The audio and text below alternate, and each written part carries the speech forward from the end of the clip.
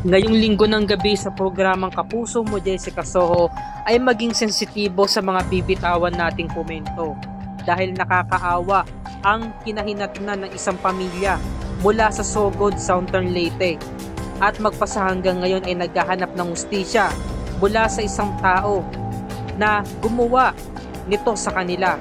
Ayon kasi sa istorya, tulog po ako noon pero nagising ako dahil sa ingay. Yung mama ko ginagawan na ng masama sa leeg nung lalaki. Nagulat ako. Sinubukan kong awatin. Lumaban ako pero nahablot ang buhok ko at nadamay din ako. Sinaktan ako. Pero nakita namin yung mama namin na wala na. Yung papa rin namin nadamay pa. Ang nasa isip ko lang, makatakas kami magkakapatid. Ito ang mga isinalaysay ni Jenaline. At ito pa ang sinabi ng mga kaanak ng biktima. Bandang 1:00 ng madaling araw, may narinig kaming sigaw na malakas. Akala namin nag-aaway yung dalawang magkasawa. Galing pala sa pamangkin namin babae, tulong, tulong. Pagkatapos sa ilang minuto lumabas siya. Yung mama at papa ko, hindi kami agad pumasok sa bahay kasi nakita namin maraming dugo.